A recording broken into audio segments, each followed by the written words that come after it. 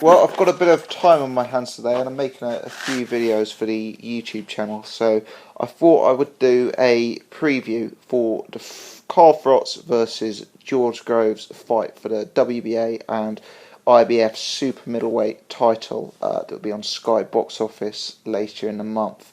I'm particularly inspired to do a video having recently seen the ringside appearance made by both, particularly entertaining, hugely sort of tense, a lot of insults being traded between the two. Reminded me quite a lot of the George Groves versus James De Gale ringside that went on relatively, in the past now, I guess you could say. But yeah, Froch comes to the ring, or will be coming to the ring. 33 fights, 31 wins, 2 losses, 22 of his wins coming by way of knockouts. George Groves comes to the ring, 19 fights, 19 wins with 15 knockouts. Froch obviously has lost twice. He lost to Andre Ward and to Mikhail Kessler. Obviously, he's avenged the Kessler fight more recently, but proven that he can be beaten by the right opponent. George Groves, I guess at this stage, it's a question of how good can he be. With any undefeated fighter, I guess there's immense potential that can be associated with them. But it's kind of hard because obviously Groves, since he's moved to Eddie Hearn and Matchroom, the level of opposition he's been fighting has been very much sort of tune-up fight, against unrecognisable opponents, winning with ease. Groves never really having to get into a fight at any stage. So I've been thinking about this fight, and the more I think about it, I think that this is a real fight. I don't think this is going to be a walk on the park for Carl Froch like he thinks he does. I mean, in terms of who I think will win, I will come to that in a little bit. But I think first things to say is I think that this is a real tough fight. I do not see this as an easy fight for Carl Froch. I do not think he's just going to walk through George Groves like he said he was going to do, and I don't think it's a matter of first time he lands on Groves, that's game over. Now, I know Carl Froch probably doesn't believe that either, but obviously that's what he was saying on ringside, and yeah, I think it's a real tough fight. I mean, first looking at the level of opposition, if we look at Carl's last 5 fights, you've got Glenn Johnson, Andre Ward, Lucien Boutte, Yusuf Mack and Kessler. Obviously, that is the top level. If we take out Mack, you've pretty much got the who's who of competitors at that level. George Groves, I won't do the same because it's a load of opponents that he's sort of blown out and that sort of thing. The main obviously scalp on Groves' resume at this point is James De Gale. He won in a very close fight. I mean, I myself remember watching that fight. I personally scored it a draw. At the time, I was really gunning for Groves to win that fight. I didn't like the way De Gale had conducted himself pre-fight, and I was really hoping that Groves was going to win it. But I scored it a draw. It was very tight, and I think there was quite a strong case De Gale won that. But nevertheless, like, that form through De Gale is impressive.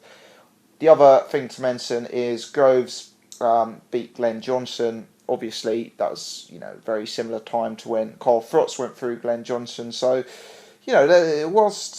there are a few sort of form lines to be read between the two, so we say. Carl Froch won on a majority decision. I think one of the judges scored it a draw, but that was a bit of a joke anyway. Froch clearly won that fight. But, I mean, in terms of the level of opposition, there's obviously there's no way of arguing that Groves has fought at anything like the level that Froch has. Having said that, you've obviously got the point that with any unbeaten fighter, you can only beat what's put in front of you, and there's so much potential with a fighter who's 19 from 19.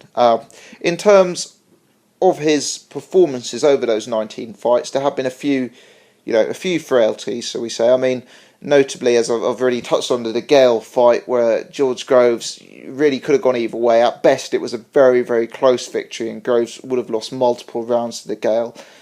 I remember watching the Kenny Anderson fight a few years now, where Groves got really sucked into a war and got floored by Anderson. Obviously, George worked his way back into the fight and ended up winning the fight, which is good. But yeah, he certainly showed a little bit of frailty, and he was obviously knocked down by Anderson, and that's something worth mentioning, because obviously he was knocked down by Kenny Anderson. It's also been made clear, and neither party's denying it, that Groves was knocked down by Carl Froch in sparring. So potentially we are looking at someone here who not got the best punch resistance, and that's certainly something that Carl Froch is insisting he's going to expose over the course of the night. Froch seems to think it's as simple as, first time he lands a big right on Groves' chin, it's game over. But I myself struggle with that, because looking at Froch and looking at his performances, whilst he's knocked out 22 of his 31 opponents, Froch is not like a knockout puncher in the sense that he hits you once and that's game over. He's not like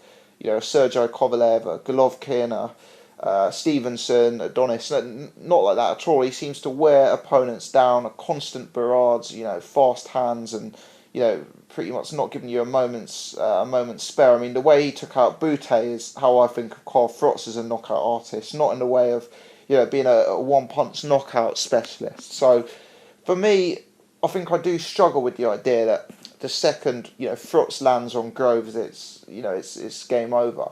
I mean, it's tough, and Groves himself is a massive puncher. But dare I say it, I think Groves possibly has more power than Froch, and I know this fight is largely going to come down to tactics here, because the way they were going at it at ringside gave the impression that the second the bell rings, this is going to be off, and they're going to be in the centre of the ring slugging it out.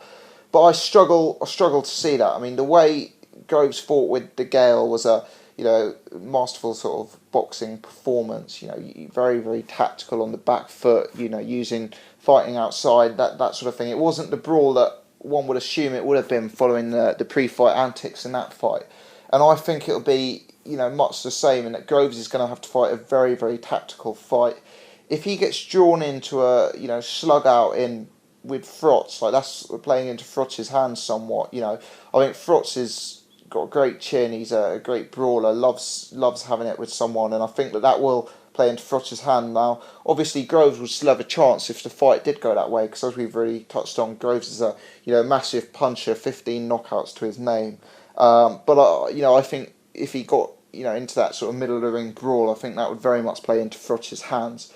Groves has got to approach this tactically. He's got to try and frustrate Froch, outbox him.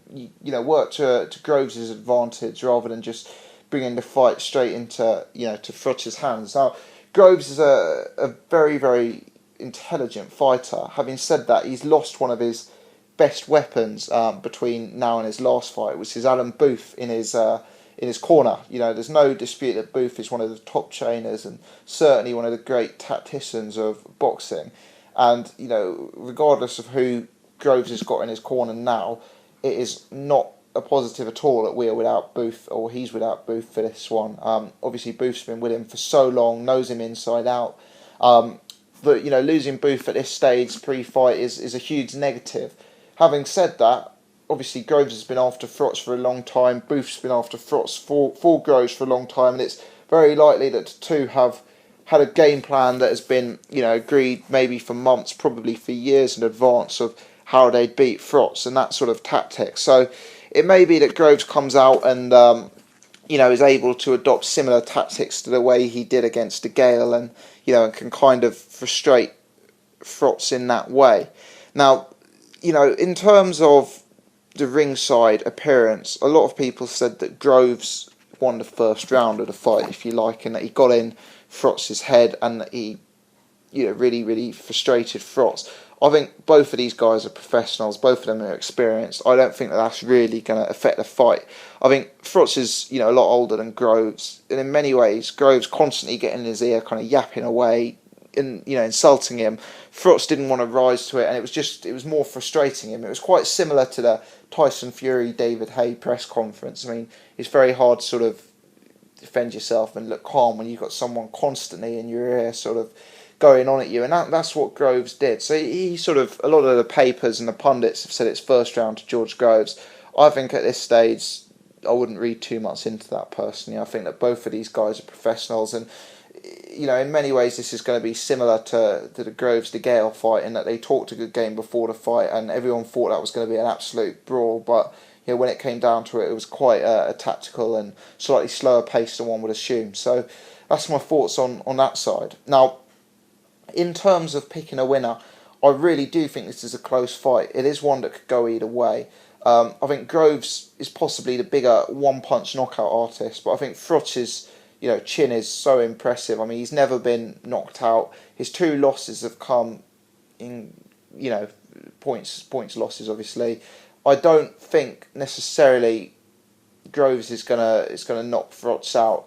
I also don't think that Froch is going to stop Groves here. I think Froch does have that sort of overwhelming style where he can get on top of opponent and be so relentless, etc., that it's going to be very, very hard for him to compete. But I don't see Froch having that knockout power. I mean, if you look at the shots he landed on Kessler, and that sort of, and Glenn Johnson, etc., and it didn't really look like getting a stoppage through that fight. I think this one's going to go the distance. I think it's going to go to points. So I'm eliminating a knockout from my prediction.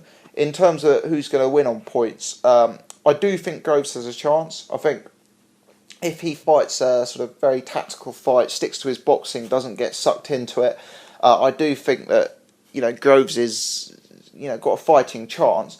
But I'm just going to have to side with Carl Froch on this one. I think Froch will win a decision where it's quite a close decision, but I think everyone will go, to the decision knowing that Froch has won, maybe by like 2 or 3 rounds. I think losing Adam Booth in the corner, losing Adam Booth in the pre-fight tactical, debate, etc., is a big loss to Groves, and I think that Froch's experience is just going to win the day on this one. Also, one final thing I should say on this is I was really, really impressed by Froch's jab and the way he came out, against Mikhail Kessler in the last fight. I know he only kept that up for the first couple of rounds, maybe 3 rounds, but Froch showed that he could box, he could jab, he could move a bit, and he's not just a sort of one-dimensional brawler in that sense. And I think that the way this is going to go, I think Groves will come out, he'll fight a tactical fight like he did against Gale. I think all of the pre-fight,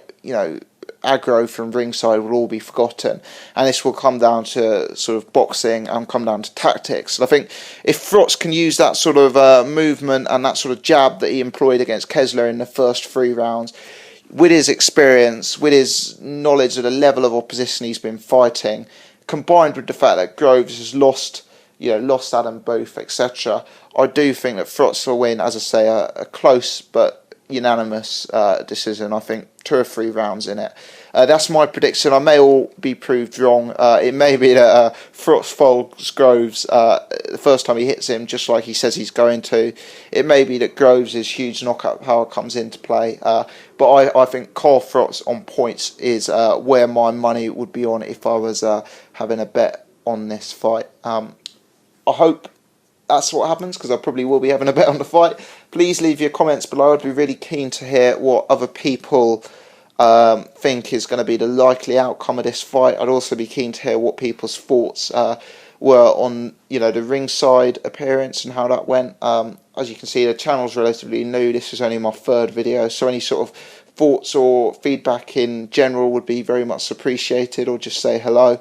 I've got a few other videos up analysing the 2 heavyweight contests from last night, that being Richard Towers v Lucas Brown and the Mike Perez fight, so please do check those out as well. Thanks very much.